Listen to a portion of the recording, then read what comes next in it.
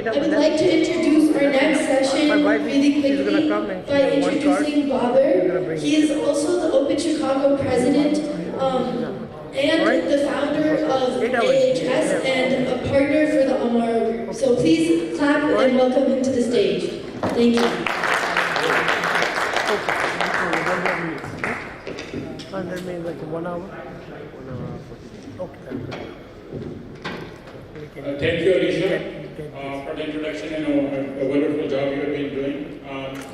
Good afternoon and assalamu alaikum. I'm going to ask you. Our panel title was Purpose of Open, and it's still there, but after sitting through a couple of sessions, hearing everything about Open, I don't think we need to beat that topic to death. So we took a bit of a creative liberty and pivoted the discussion toward future of Open. To that end, I would like to invite fellow presidents, Muhammad Haider from Boston, Bilal Ahmed from Austin, and Dr. Khalid Mahmood from Dallas to come on the stage.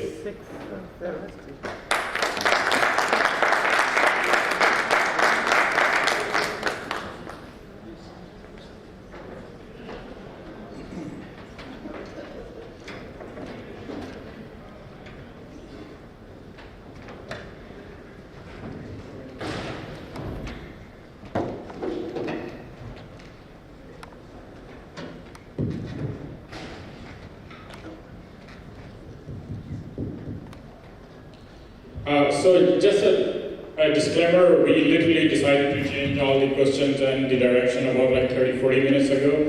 So please forgive us for any shortcomings, and if there are any views, they are solely our own. If any chapter members or other people don't agree with it, we can discuss that later. So I'll start if the panelists can start with a brief introduction about yourself, and then how and when did your relationship with Open start? Yeah, I'm Bilal, chairman, Austin. My relationship actually twofold. Started back when I was in Bay Area, like 2000s, and where Open used to be held in SAP offices. But then I moved to Austin. That's where we basically started back with few folks. But now we do annual forums, and we get about 150 to 200 people show up in annual forum. So the question is for the introduction? Yeah, a brief introduction. You don't need an introduction, but if you can. Just when did your journey with Open start? So again, I'm Dr. Khalid Mahmood, a physician by profession, but not been practicing for many years. Moved to US in '85, did practice for 35 years, and then left medical practice completely. During COVID time, when I was kind of semi-retired, I got a call from my friend Hassan, who was one of the founders of Open. So you already heard the story from Farooq, that how I got involved in the bionics. And once I was getting back from Boston, I asked Hassan, I said, what does this startup look like? How does this work, and where can I learn? So he said, just join Open. So when I came back, he introduced me. There was no chapter in Dallas area, so he introduced me to Houston chapter. So that's Imran Bhai and their team, so they were very gracious and they got me membership. That's how my journey with Open started. I had no idea about Open at that time. So I started working with Open Boston in about 2007, 2008, when I first moved there. And over the last about 5 or 6 years, I've been working as the chairperson for Open Boston. A very dynamic group of people, very much set in their ways, but open to change. Thank you. Since the topic is still there, I do want to discuss a bit, just a simple question, just for clarity's sake. What is the Open's value proposition, and who are the 3 or 4 key stakeholders? So I think, the way it is that entrepreneurs, the way I see it, there are four type of audiences: entrepreneurs who are looking for guidance, and I believe professionals who are looking for some sort of mentorship. And then, especially in the professional side, I mean, we saw in Austin, for example, they are looking for something like, okay, they are doing jobs, but they want to be an entrepreneur, and that's why they come to different like open Austin events, and they would like to learn more how we can search. And I see, I guess, there are mentors who like to give back, and the fourth ones are students. And in Open Austin, we are fortunate that there are more and more students are getting involved, and they actually like to know how it is like to be a professional or an entrepreneur. So after becoming a member of Open Houston, I started learning more. That was the time when they used to have only COVID time, only Zoom meetings. So a lot of time at hand. So I would, before the meetings, I would go ahead and search about on LinkedIn all the members and other people who were participating, and then listen to their presentations, and then from their questions I would judge who are the relatively people that I want to reach out, and then I would reach out to them separately. And ultimately it just helped me expand my network and learn more about some of the key players in Open. And I asked them, Mozam was the president, Open Global president. I said, what would it take to start a chapter in Dallas? And he said, oh, we have tried in the past, and we just need somebody who has time. And I said, oh, I have all the time, and I have a lot of contacts in that community. So it was with their help, we were able to start the chapter. And honestly speaking, in terms of what the Open can offer and how you can recruit more people and what kind of will participate. I'll give you one example. During all this time, what I have learned is I would reach out to people. One example was a friend of mine with 1 billion assets in commercial real estate, and I asked him his name. I said, sir, why don't you just join Open? So he goes, Dr. Saab, अब हमने Open ऐसी चीजों के क्या लेना है? मैंने कहा कि आपको शर्म करें, सारी जिंदगी बितने हो गई, आपको आप देने का टाइम है. So let's just give back to the community. And I have felt that if we can recruit more people who are givers, takers are always there. Yes. The more people you have in the community. And the other important thing is, a lot of people think that we are looking for money or funding or no. I see there are a lot of other valuable assets that people have, they just don't realize it. And I told them, I said, if you just come and share your story, you started from scratch, and now you have $1 billion assets, so many youngsters will be inspired from them. So it's a platform, but people can make the best out of it. We just have to reach out, connect, and let the community members know. From my experience, I've practiced for 35 years. I never knew what Open is like in 35 years. So then my goal was to connect these communities of physicians and the entrepreneurs Open. So for past 3 years, I did first symposium between physicians, Open and Apna in Dallas, then we did in Maryland. Again this year we're doing that. So basically, for all of you, my humble suggestion and request is that generally people would always say, oh, इससे क्या मिलेगा जी हमारा? Just tell them this is not for you to just take something out of it. And honestly speaking, for all of us, if we have the attitude that we are willing to share, whether it's your wisdom or experience or expertise or some knowledge base, collective wisdom on the table, it is much better than the individual success that we try to claim. So just reach out and connect with people.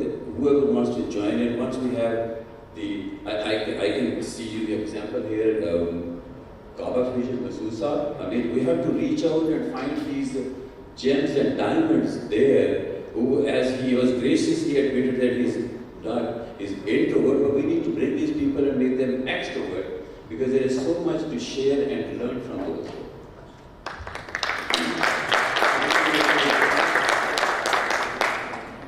So if I take a look at We have a famous saying in Boston, being a college town, all good things go from east to west. So all good things go from Boston and we head out to the West Coast. And the reason we go to the West Coast is because that's where the money is. But in Boston, we have to provide the mentorship and guidance to folks through the open platform. So when they move out to the West Coast, they can be a valuable contributor to society. And that's the kind of approach. So for us in Boston, the stakeholders, they are the youth.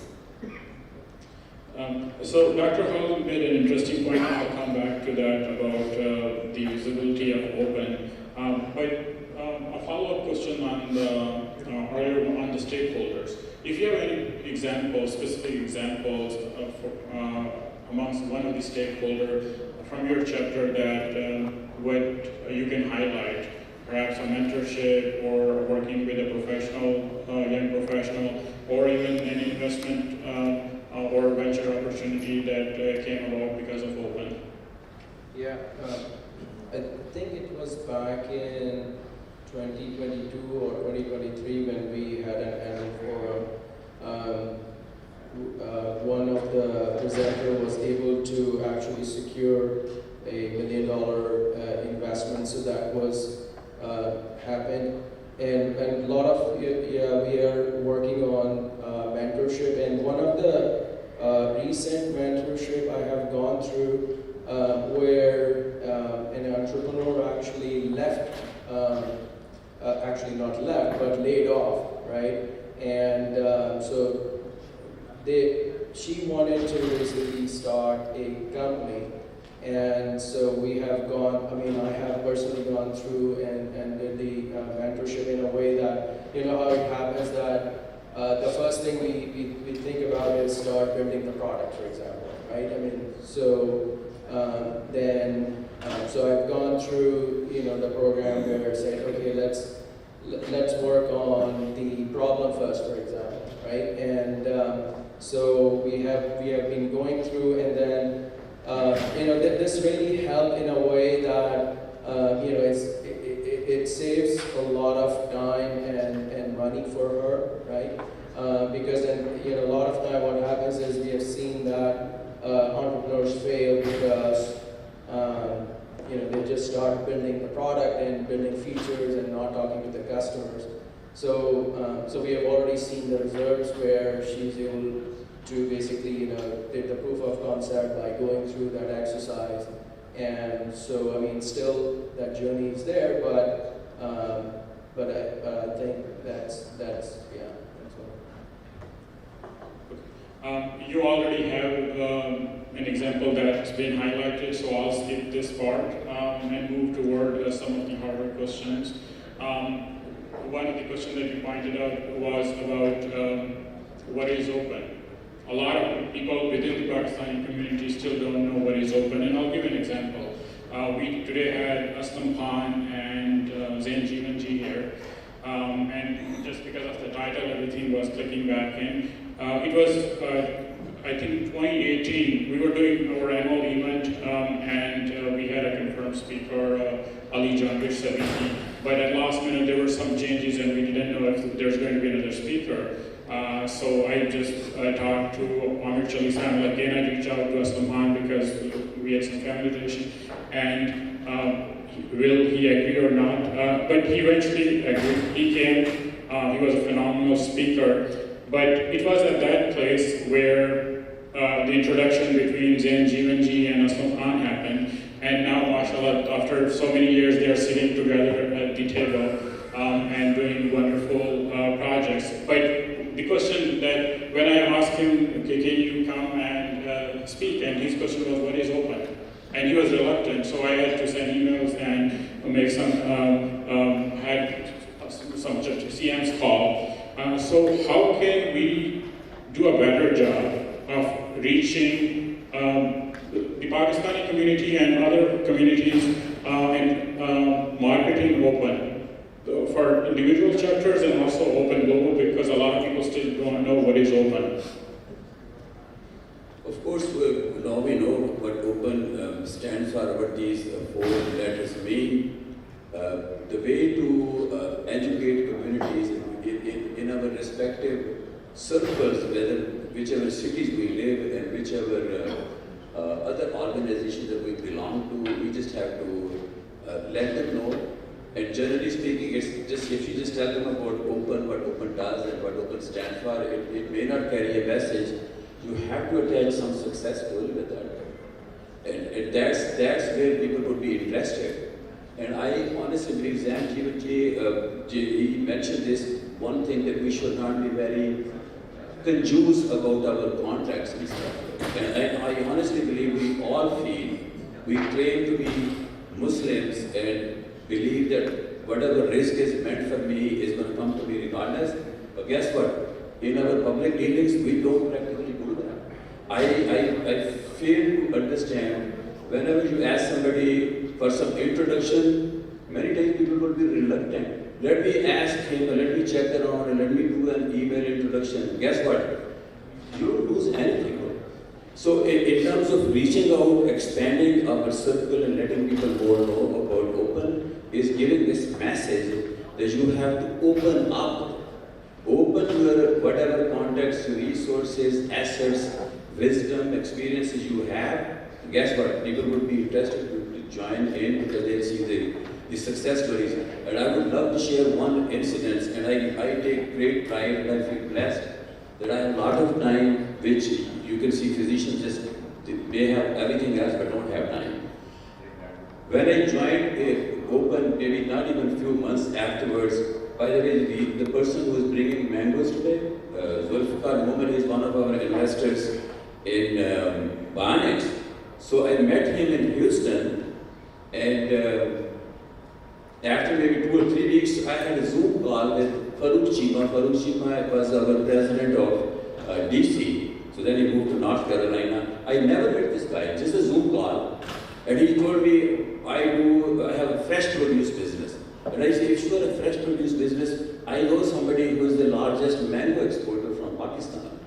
Would you like to get an introduction? So what I'm saying is that instead of somebody asking you to do the introduction, and honest to God, I'm just telling you, and I tell everybody around me, is on the back of my mind, whenever I meet somebody and talk and share and learn from, I'm already thinking who would benefit from this person or who can help this person in some complementary role.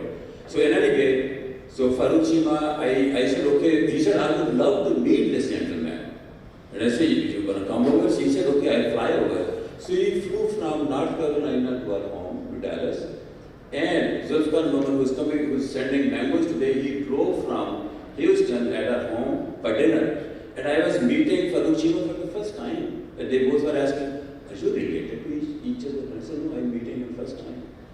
So, but then of course it opened opportunities for them. But forget about expanding this circle. The people who are sitting here in this room, honest to God, go and check your Rolodex or your contacts. There will be so many people that you can figure out who would benefit from your experience and expertise and help. So just keep doing this one, and it will just keep helping to grow our community and grow the entrepreneur. Anyone else want to add anything to that? If not, so I'll ask a follow-up question to that. The question is, do we need to be proactive in recruiting CMs, recruiting volunteers, or just reactive approach works? For example, today we can count maybe on one hand the number of females that were in this room. And to me, there was a great effort from the team to bring in young people in moderating role and other volunteer role, but still our chapters and maybe it's more, some chapters are more prone to this than the others, but we have a serious problem where we do not have female representation. And what is it that we can do, concrete steps that chapters can take, proactive steps to bring in more females as charter members and professional members? I would say start from your own home though. And I can show you the example. I have 4 daughters and a son. My daughter, she is sitting here. She's a dentist with 3 clinics. Her husband, chiropractor. I included them. So she is one of the board members for our Dallas chapter. My second daughter, she is also a charter member. So she is actively participating. And once your family members participate, then people would just see that you're not just talking or saying something. So basically, use the context and sitting at your home, your own daughters, and that they can just go out and tell the others. Other thing which I see work is reaching out to the MSs, the Muslim Student Association in universities and stuff. So just reaching out, connecting, finding some key opinion leaders or some leadership position people, and just tell them. Honestly, this is a challenge. So we are a bit, sorry to cut you off, short on time, so if I can share the similar story. I mean, I agree with you that you have to start with the family. So I have a 10-year-old, and I took her to our last Open Austin forum, and she had a table over there because she said, Baba, I want to start my own company here. So she actually started an animal loving company. So she had a sheet of paper where she wanted people to sign up so that she can start doing mailing listing and having meetups. And when she got 10 signatures, she was like, Baba, I got 10 signatures. So I agree with you. Yeah, I think you have to be proactive. You have to go out and talk to people. Open doesn't have a brand like Coca-Cola and Pepsi, right? People don't know us. So you have to do the outreach. You got to talk to people. You got to have events and open them up to the public and let people attend those events. We had our first event for the year. We had one on AI agentics. We had 90 people show up at random. Out of those 90 people, I think only 5 were Boston chapter members. I have an event coming up for AI and robotics. We're planning on having the founder of Boston Dynamics as our speaker, along with his head scientist and one of the PhD researchers to do the talk. We haven't publicized it yet, but we have 46 people already signed up for an event in July. So if you do events which are of interest to the younger generation, you will all of a sudden get people coming up and approaching you and asking, how can we help? How can we get involved? How can we have more programs like this that are geared to us and deal with current issues? Thank you for that. What I'm thinking, just a suggestion, and if you can add to that, when we say proactive, in today's world, data is king. Why can't we, as chapters or Open Global, build a database of female entrepreneurs, executives, or key people that we would like them to be part of Open and send them invitation? I mean, it's up to individual chapters if they want to do that, but is that an approach that has ever been tried? Because I'm new, so just asking for advice, and is it a good idea?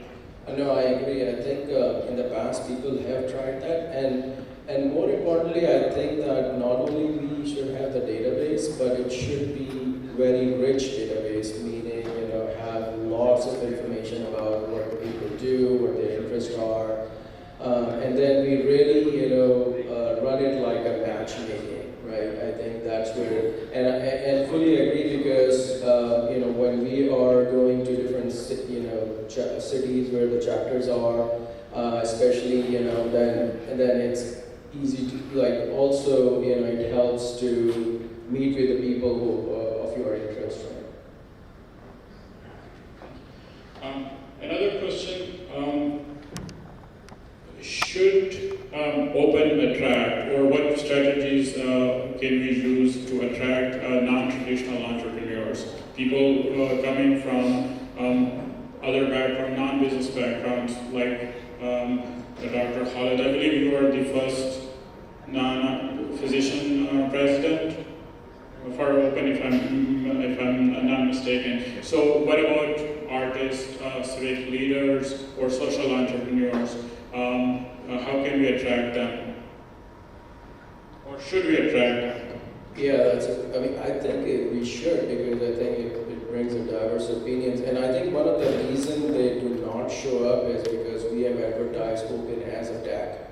I mean, even mostly tech professionals entrepreneurs show up, But in Open Austin, we have actually different type of professions. People are also joining. So, but definitely, I would say that this brings more energy and more diversity in some perspectives.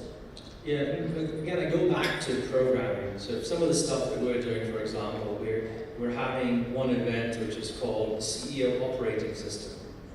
We're going to have one called Imposter Syndrome. Imposter Syndrome is something that's very common amongst South Asians. We know everything. We have the answer to everything. We don't. Imposter Syndrome is something that we have to deal with. So if we start doing programs like that, which are more meaningful, like one we're going to do is about Agile, and the dirty little secret that if you follow Agile methodology, it makes you money. So if we start doing programs and catering to the audience, and catering to different kinds of people, we'll definitely get a lot of traction. We will also get people who are non-traditional entrepreneurs. We'll get people who are not from the tech sector to come and bring their collective wisdom to help us as an organization grow. Yeah, I would think because as the name suggests, this is the organization of Pakistani entrepreneurs and professionals. So the main, the bulk of membership is actually the successful entrepreneurs and the inspiring entrepreneurs and the professionals. But of course, we definitely should include the artists and stuff, if nothing else, to increase the membership and increase the attendance and awareness as well. So we got 5 minutes left, so I'll move to last question. One of the key issues that comes up, and I'm sure other chapters can attest to that, is the value proposition and appreciation for our executive team members and volunteers, because they are the backbone of the organization. And are we doing enough job, a good job of that? And if not, how can we improve? I think that's a very good point. I don't think we are doing enough, good job. But I mean, we have actually recently started in Open Austin some sort of small workshops for leadership. I mean, for trainings. So I think if we can do a little bit more of some workshops and also recognition, I think, and also provide the value to those guys and say, hey, and provide them access to maybe other mentors and leaders. That could be. Mohammed, if you want to add anything? No, I think that was very well said. Since we're short on time, I'll keep it to that. So since we're short on time, this is a much longer conversation. We did make a last minute change. Just because we didn't want it to be redundant. So I'll ask the last question. Looking ahead 10 years, what do you see Open being, and what would be a successful Open organization? Mohammed, if you want to. Yes, I'm going to answer that. And I'm going to put my platform shoot president on the spot. So Tariq, can you come up here, please? Yeah. No, come on up with your platform shoes.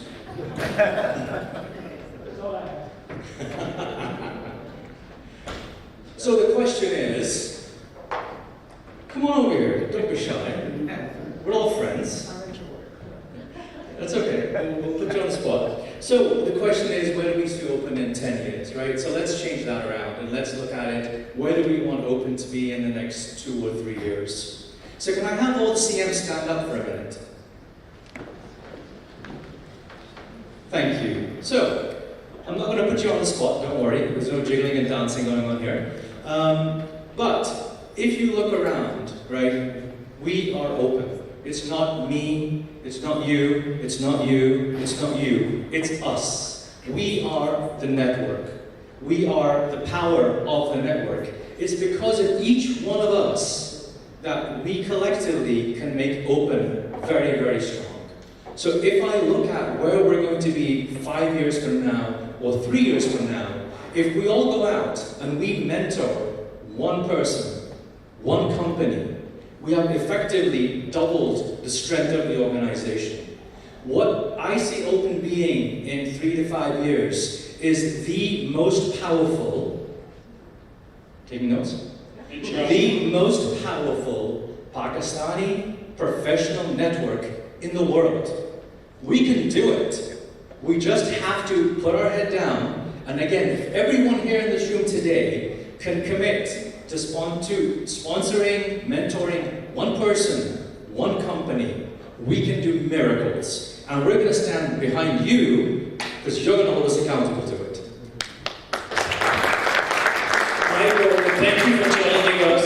My goal is to treat these young people, Raheel, Alicia, and Rifa sitting there, that we are sitting over here, they're running the show, and we are part of the Open Foundation. Thank you.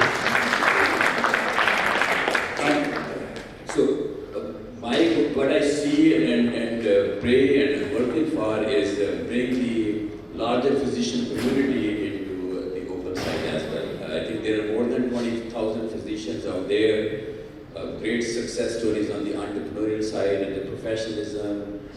We just need to reach out, and that's what we're doing every year. Hopefully that would help to improve the strength. From this symposium, we've been able to create multiple investment groups and stuff, so it's helping a lot. Since we got just 1 minute left, there was a... I'll just add one, since you're talking about goal, mission, right? So how about connecting each and every Pakistani professional who's outside of Pakistan and bring them to Open?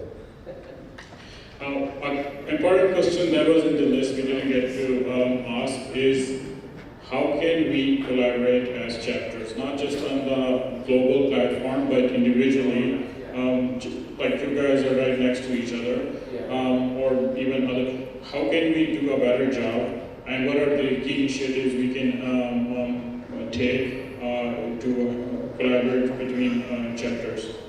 I think one important thing we can do is having calendars sync. I think it's going to be important because, for example, I think Dr. Khalid is having a chapter event in July, but I don't think Austin knew about that, for example. I think, so maybe we can have some more, separate WhatsApp group or something, where we can discuss that even before going out and creating a full-fledged, calendar. So our time is up. Thank you, everyone, and thank you, everyone who came, and especially I want to thank the team behind the volunteers who have been working day and night